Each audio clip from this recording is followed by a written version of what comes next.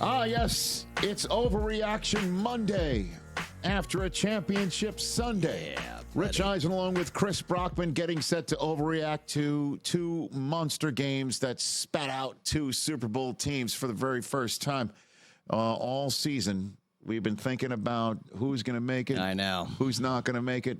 We now know who's made it for the first time all season. It's two of the teams we should have thought would have made it all year. Well, I did say Chiefs and Niners were going to make it way back in the day when we started doing this podcast and the first season preview show came out on Labor Day. It would have been great to have had it confirmed back then. Of course, I hopped off the Chiefs to hop on the Ravens when no one blames you for that. Around Thanksgiving, and then given a chance to change it going into the playoffs.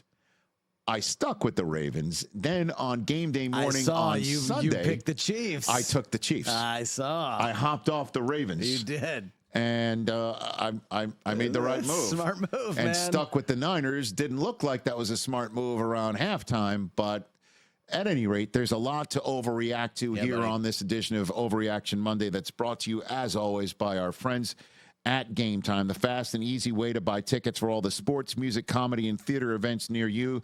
Stay tuned to this podcast because later on, right in the middle, I'll give you a promo code on how to buy a big game ticket and get some nice money off of that. In the meantime, you could still create an account and redeem the code Overreaction to get $20 off your first purchase if you're not going to the big game. And that's how we start Overreaction Monday. Are you ready for this, sir? I'm ready. All right, ready. hold on a second. We got to get our theme music. I'm ready. Hit it. That was terrible. That was crap. That was garbage. This place sucks. Overreaction Monday. All righty. Okay, Rich, and I'm ready for all the hate in my mentions. That'll be fun. What do you mean? Rich, the Chiefs and 49ers didn't win the games on Sunday. The Ravens and Lions lost them. That's a ridiculous overreaction. It is a ridiculous overreaction because the reason why everybody's saying the Ravens lost the game because they, quote-unquote, no-showed is because the Chiefs' defense showed. You know what also showed on Sunday? Mahomes and Kelce showed in that first half. First half. Okay, Kelce showed to the tune of 11 catches on 11 targets. Mahomes set a personal playoff record with 20 first-half completions. You know, also showed the butt kicker in the wind and the rain. Yep. He showed. He came up with a big field goal. You know, also showed Tommy Townsend showed. I'm mentioning a punter. Wow. The ball got down. Punters. The ball got down inside the 10-yard line a couple times on the Ravens. They all showed. And that's the reason why the Ravens lost. Did the Ravens make some decisions? Did they also have a lack of composure that was shocking? Yes, they factored into it. And did the Lions lose because their head coach made some head-scratching decisions? I know the way you're looking right now doesn't really read into a listening podcast, but those who can see it on YouTube, you agree that Dan Campbell screwed the pooch, if you will, a little bit. on this one. We'll get to that in a minute. I'm sure we will. That said, if the door was left slightly ajar by Dan Campbell's decision to not kick a field goal midway through the third quarter to retake a 17-point lead, the 49ers kicked the door in with, yes, a lucky 51-yard connection to Brandon Ayuk. Something. But that throw that Purdy zinged into Ayuk was a nice throw to make it a 7-point game. And then they tied it because the defense showed by ripping the ball out of Jahmyr Gibbs' hands. True. Okay, so overreaction. Chiefs and Niners won because they showed in the moments in which the Ravens and Lions did not. Okay. What's next, sir? Well, let's talk about Dan Campbell then. Dan Campbell cost his team a trip to the Super Bowl by not kicking field goals.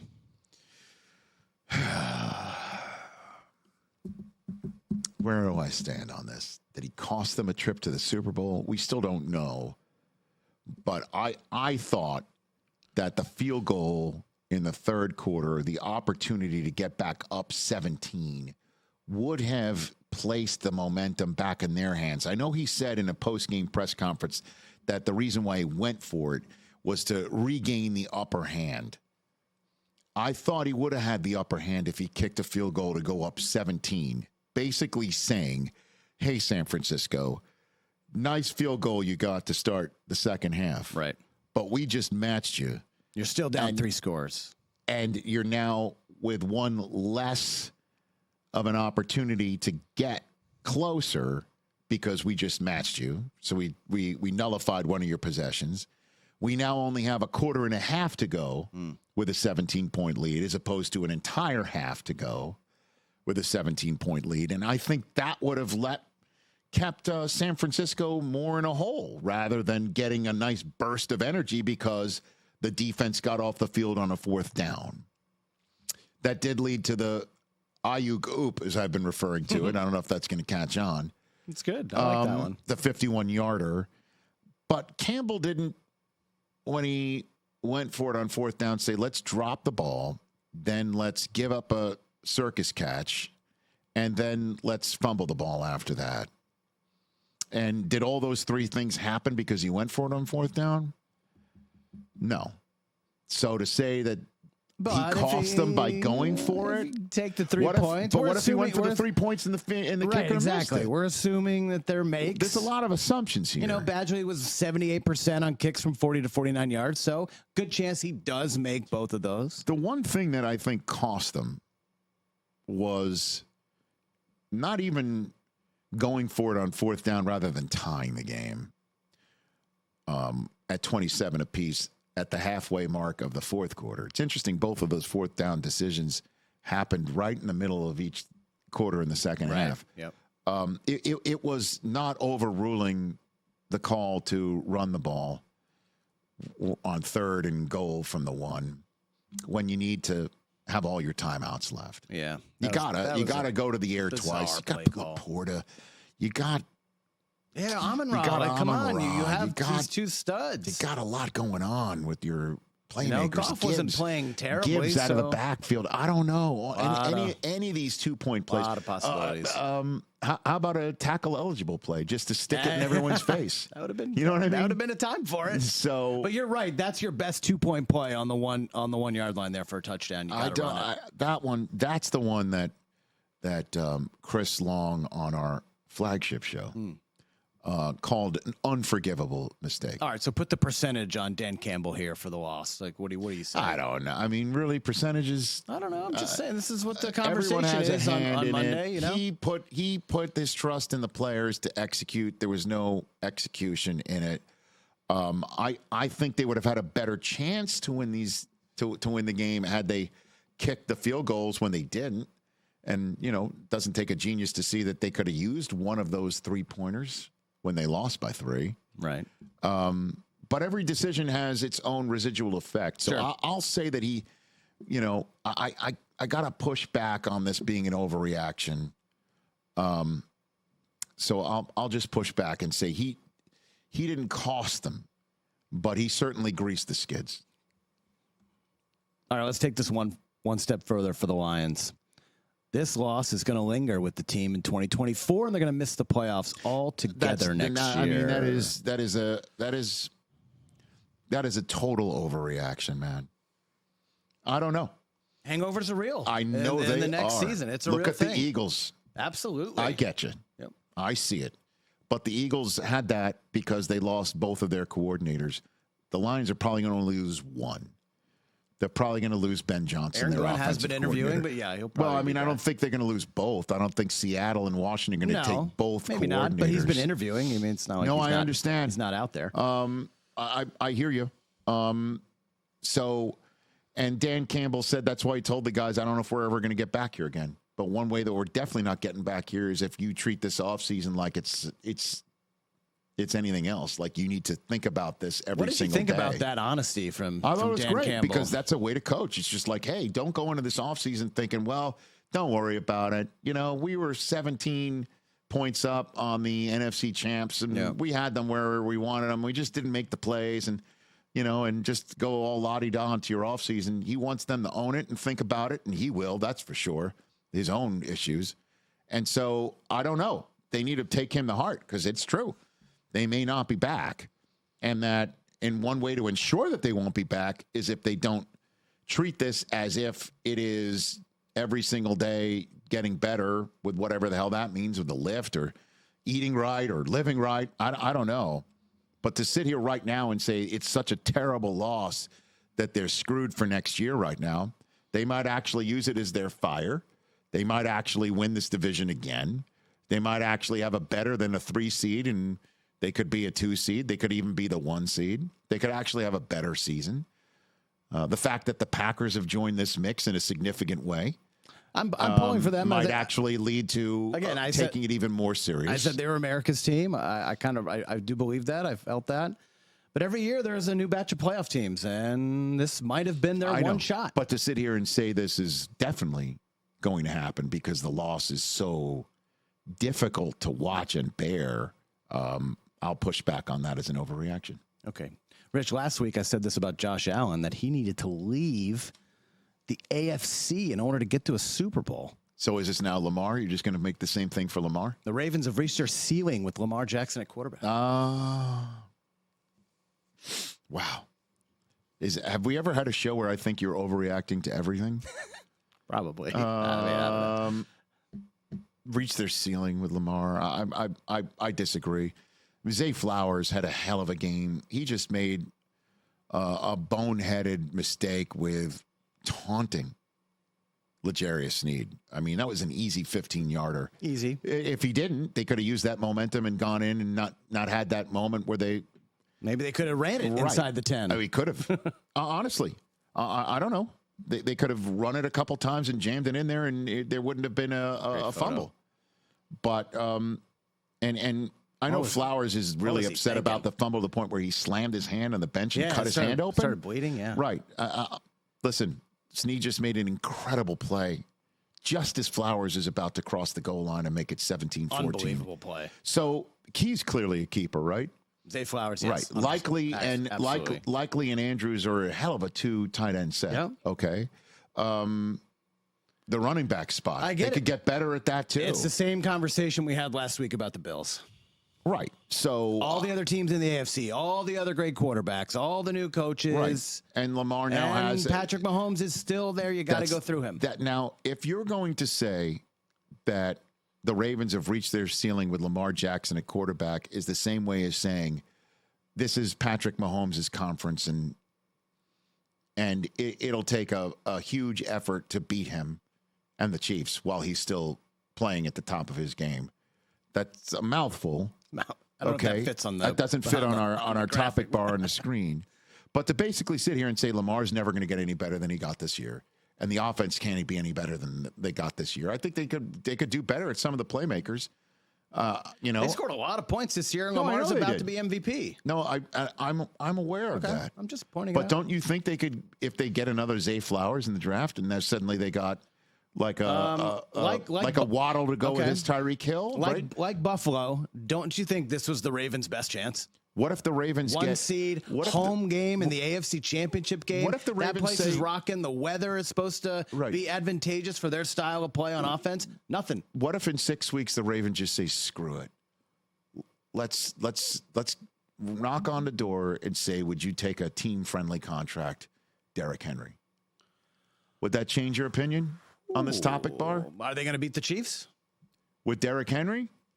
I mean, the running game was amazing, and they abandoned it on Sunday. I'm aware of all of that. I'm just saying, I'm just giving you ideas here. Just pushing back. What if DeAndre Hopkins goes, you know what? I should have signed with the Ravens to begin with. Is he going to look like Odell did this year? Which was where was he yesterday? Well, I mean, Odell again was coming back from a knee injury, and in the same way that Von Miller, it took him a while to even get back on the field. And in that last game against the Chiefs, Von looked finally like Von, right? So I'm just saying there are definitely opportunities to look at this Ravens team and saying they can get better and improve with draft and improve with free agent moves. The defense looks pretty damn good, and it doesn't look like it's going to get long in the tooth. I mean, Kyle Hamilton is a keeper of the gold standard platinum variety, to hold the Chiefs to 17 points, 0 in the second half, you got to win that game. I know. They didn't. This just in. I'll just push back down that on being an overreaction. Okay. Have we reached halftime?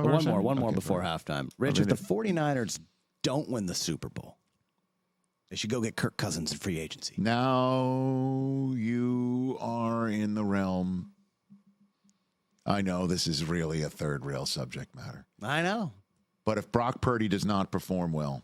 Again, I wrote this in the first half when they were getting smoked. Dude, I understand that. But this is a team that, looked at Jimmy Garoppolo after a Super Bowl season and go, maybe we need to start looking around. This is literally a team months ago that tried to get Tom Brady to play this How year. did that not catch much fire? It was buried deep in a profile, and no one really picked up on it. Well, guess what's coming is a media, that's coming to Vegas with nothing to talk about. This won't be discussed in Vegas. But if Purdy has an off game in the Super Bowl, and this is a team that looks at everything, they look at everything. Hey, Jimmy G, you missed that throw. I mean, we schemed. We were 7 minutes from the title, and you missed the deep throw. See you later. Right, we schemed it for you, and you missed it. It was there. And hey, Brady's 46, and I know you're Brock Purdy. You're coming off surgery. Yeah, that was Emmanuel Sanders you had free, and so we're going to start thinking maybe we can upgrade at this position, and then we'll draft Trey Lance, right? Yep. And then we'll still almost go to the Super Bowl. And then with we'll you. hope that he beats you out. He doesn't. Right, and then we'll ask you to still come back. And then you're gone. But wait a second, come back. Can you please? Come back. Can you please come back and do it again?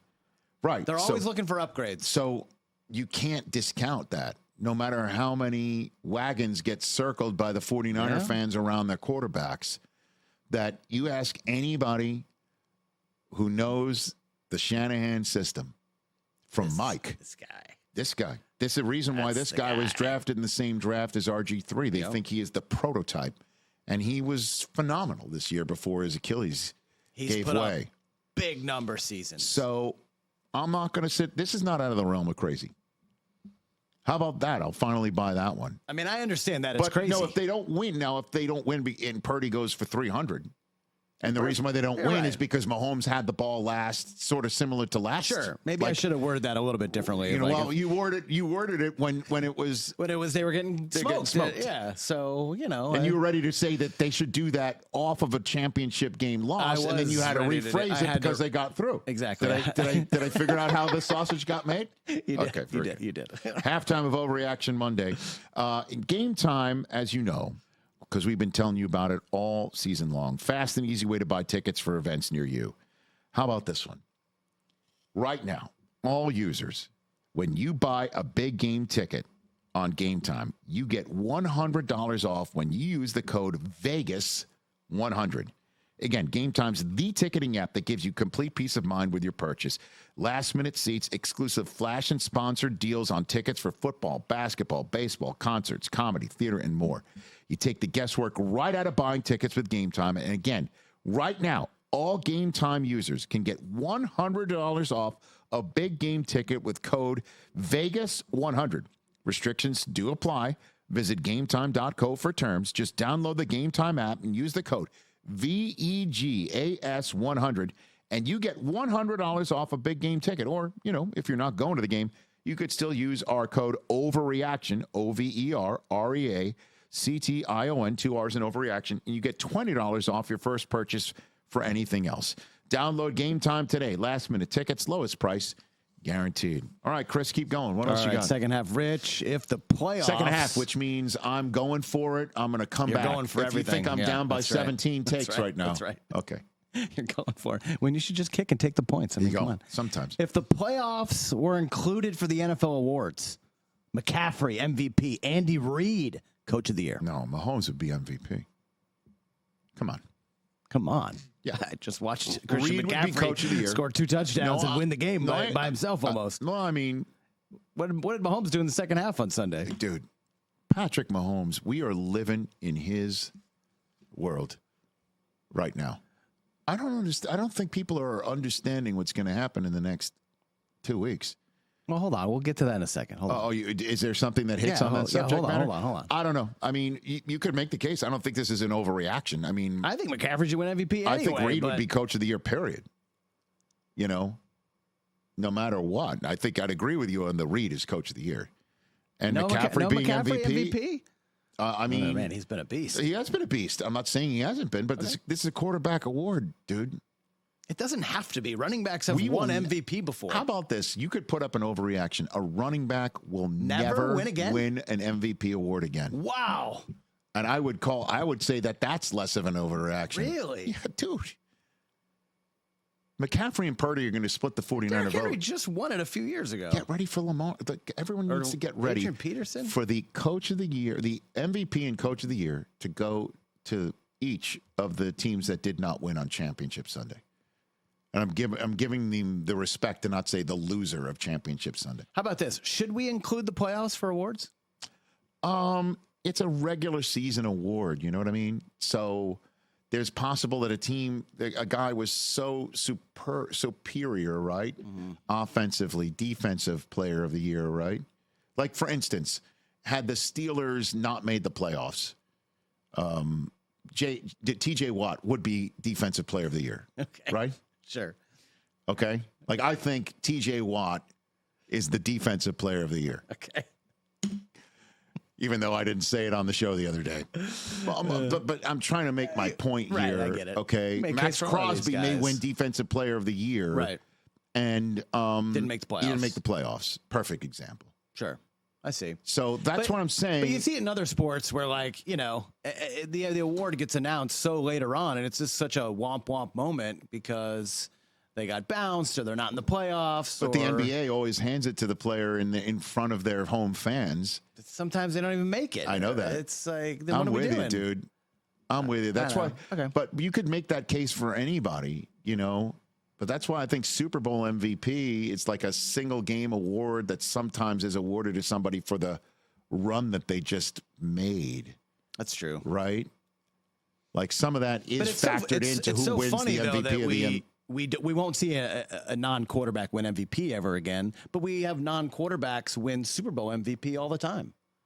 You could make a case, like, if you're hunting and pecking for something here, to sort of, in the same way the NCAA tournament has most outstanding player of the entire tournament. Mm-hmm.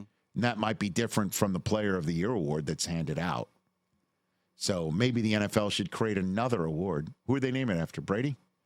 I mean, how could you? Greatest playoff player ever? How could you not? Right? Five? The Tom Brady Award? MVPs? They did it for Jordan, or it's MVP. Jordan is the MVP, I think, award now. Is that what it is? For basketball, okay. Yeah. So. All right, how about this? This is the one where I wanted to get to Mahomes here. If the Chiefs win the Super Bowl, yes, Andy Reid, Patrick Mahomes, Travis Kelce, the best coach, QB, receiver, triumvirate in NFL history. Right now, that would belong to Walsh, Montana, and Rice, right? That trio has 3, yes. Right. That's who it would belong to. So that's the standard here. So, because Gronk has a ring, but he didn't play in one of the games. And so, it's Brady and Bill, but they always had a different kind of star right? Receiver. Yeah. So basically, it's Walsh, Montana, and Rice. Unless you want to say who else? What, Landry? I was going to say Noel, Bradshaw, and Stallworth, Swan, or one of those types of guys. Yeah. Troy, Irv, and Emmett. Well, coach. Okay, that's right. So, right. Coach Jimmy was only for 2. Right. Stop me in my tracks on this one. You want to talk about the conversation that's coming this week? I mean, this is it right here. I mean, the 3 of these guys. If the Chiefs win the Super Bowl, that's 3 for Reid. Yeah, I mean, that's 3 for the 3 of them. And you talk about, the numbers that they're putting up. You mentioned Kelce's now the all-time leading playoff receiver in 8 less games than Jerry Rice, and obviously what Patrick Mahomes has done. I mean, Montana would still be on top of Mahomes in terms of rings. True. Kelce would still be behind Rice in some of the categories, but the fact that he's even above him, period. In a category. In a category, let alone 2. Right. For the playoffs. And Reid is not but put them all together, you're not, I don't think you're off. I mean, this is not an overreaction. That's not like crazy, get out of here. There's arguments to be had for and against. I think there's a conversation here. I'll buy it. It's for sure. Conversation here. For sure. All right, a couple of coaching ones, and then we're out the door. But before you do that, hold on a minute. Just everyone has to understand what's coming with Mahomes. Okay? In terms of the conversations we're going to be having? In terms of, yeah, and there's going to be, by the time he snaps, the ball snapped for the Super Bowl, people are going to be like having Mahomes fatigue. Well, I mean, on Twitter last night, they were already calling him the greatest ever. Well, I saw, a couple of our colleagues at ESPN was saying he's the best quarterback ever. And it's just like, he is the best quarterback. Well, we need to slow down. Yeah. Because, and we'll talk about it more on our shows this week. Flagship show. If you will. I mean, I don't know if you can call up, if you can, the graphic of Mahomes and Brady. The pre-30. At age 28. Yeah. And right now, Mahomes has got Brady at this point. If Brady's career stopped at 28 and he would somehow, no longer play anymore, and we would have put him in the Hall, right? I think so, yeah. I think so. His numbers are better. Now, this is the way you catch Tom Brady, is you start this way. Entering the Super Bowl, he's already got 4 more playoff wins at this age than Brady had. He's gotten 16 more regular season wins than Brady had. He's gotten 1 more Super Bowl appearance than Brady's had, a fewer Super Bowl win. This is going into the game. The same number of Super Bowl MVPs and already 2 NFL MVPs. Brady did not get one by this age. Right. Well, they weren't airing it out back then. So if you want to say he's off to the greatest quarterbacking start in the history of the NFL, that's probably true. Yeah. Okay, you could make that case. Yeah.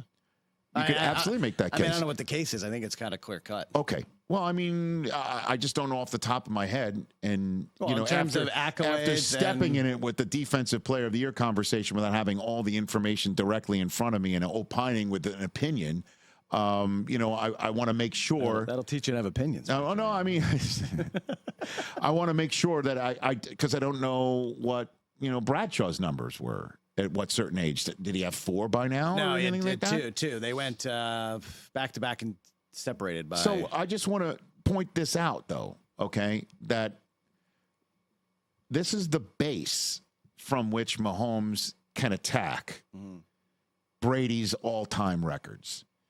And if he doesn't have that 10-year lull between Brady, you mean that if Mahomes doesn't have that 10-year lull, that Brady, can I say suffered? Because I mean, he went to Super Bowls, he didn't lose. Yeah, they lost to the Giants. He didn't twice. win, but Brady still amassed some remarkable achievements, from which he used his early remarkable success, and then the 10-year remarkable success we're referring to as a lull, as a base to have the greatest career in the history of 40-year-olds in the National Football League history. Yeah. So the longevity still needs to come from Mahomes, as does the success.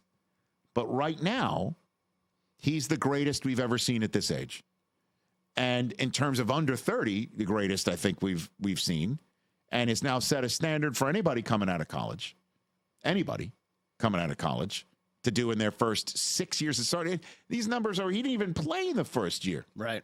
Except for a cup of coffee in the final regular season game to wet his beak while Alex Smith took them to the playoffs in his last year there. Yep. The Mahomes-a-palooza is coming already. It took 10, 15 minutes for people to call him the greatest quarterback ever, and they don't want to have a conversation about it. And it's like, whoa, hold on a second. Right. Tom Brady did what he did from 40 up. And that conversation we won't have for another dozen years if Mahomes is fortunate enough to have the career Brady had.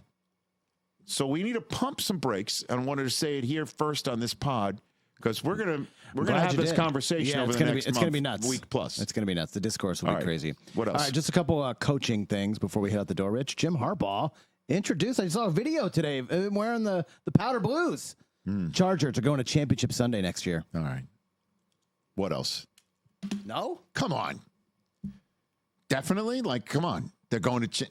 Dude, Rich, I say things, you react. That's how this podcast and I'm has gone reacting for to you, 20 and I'm weeks. saying what an overreaction But that you is. said immediately move on. We've already established. Move on. We've already established that based on everything we've just discussed, the Chiefs are one of the two teams they'll be playing, right? Right. Okay. Right. So it's very rare to have a divisional championship Sunday. Well, That's number one. There's a weird. What if they win the understand. division next year? I get it. I get what you're saying. Patriots didn't win the division every year. Dude, what is he going to just flip a switch and all of a sudden they're going to win 12, 13 games? I think so. 10, 11. Don't you think I so? love The this man's switch ability. needs to be flipped down the street. I get it, but you still need to, win. And he's not only taking over a gig, he's taking over a gig in Mahomes' neighborhood. Rich. Okay. What does Jim Harbaugh do? He shows up places and I know. he wins immediately. But the championship Sunday next year, I mean, my goodness gracious. When was the last coach that in his first year on the job George took a team Seifert to won a Super Bowl. Oh, yeah, that's right. Okay. And he took over the team that San won Francisco 49ers. that won the year before. Okay. I mean, Barry Switzer, right? The year before. All right. You didn't like that one. Yeah. All right. What else? Last one. But do you think I'd say yes just because I love Harbaugh? Kind of. Okay. Okay. Right. Bill Belichick will never be an NFL head coach again. This one hurt to write. Got to be honest. I'll push back on this. Let's just say he does take a gig in media. Which, by the way, I'm here for. We should. Like him just showing up anywhere. Any set, don't care. Should. By the way, he should just rove and go to every set. Well, the idea that we came up with is a coach cast. You even threw That's all I saw because we said it should be him and Saban doing a coach Pete Carroll cast. in there. Why you not? threw Pete Carroll in there. Why not? I don't know what their relationships are to all three of them want to work together. I don't know. And I don't know what he wants to do or when he's going to come around to it, but that would keep him in the mix media-wise, right? And then still be the guy that we're all like, oh, God, he knows everything about everything. And then you take a look at everybody that kept their coaches this year that might be willing to finally move on. Yeah. So I'll say you can't say he's never going to be a head coach in the NFL again right now. But if he takes a year off, suddenly now he's 73. He'll be a 73-year-old going coach. Into, there's 6 to 8 jobs that are open next year. Right. And he still is Bill Belichick. But why do you only get one interview this year? That's a great question. I don't know. I guess for me, that's kind of the thing. Like, nope, really? Washington? You didn't give him a call? I just think that they want to start fresh. Yeah. With somebody who's young and then run 20 years with him. But instant credibility is hiring. Of course. I totally understand that.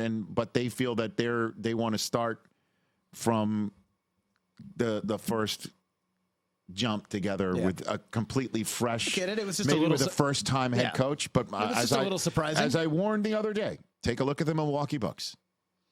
They thought, let's go with somebody who's never done it before. Somebody's young. We can all grow together. And then halfway through, they're like, oh, no. Let's get the old hand from Boston. I know what our record is. You know what I mean? So, right. And on this day that we're recording this, Doc Rivers gets introduced as coach of the Bucks. So I'd counsel, everybody to watch it. So next time, we're going to have to overreact to what? The next week? Topics. Oh, we'll figure out something. Don't worry, Rich. Yeah, no. There'll be lots more to overreact to. Still, maybe from Championship Sunday. Next time we're on the air, we're going to be coming on. We'll react to the Pro Bowl games. Hey, I'm sure you're going to come up with something. Bring the game back. The tug of war. Are they going to tug of war or something like that? There's all kinds of fun. Dodgeball, tug of war. Well, great. At any rate, we'll get you ready for Super Bowl 58. It'll be a nice little Super Bowl preview on Overreaction Monday. For Chris, I'm Rich. Thanks for joining us on this one. Chat shortly. Catch the Rich Eisen Show every single day on the Roku channel, 12 to 3 Eastern, for free.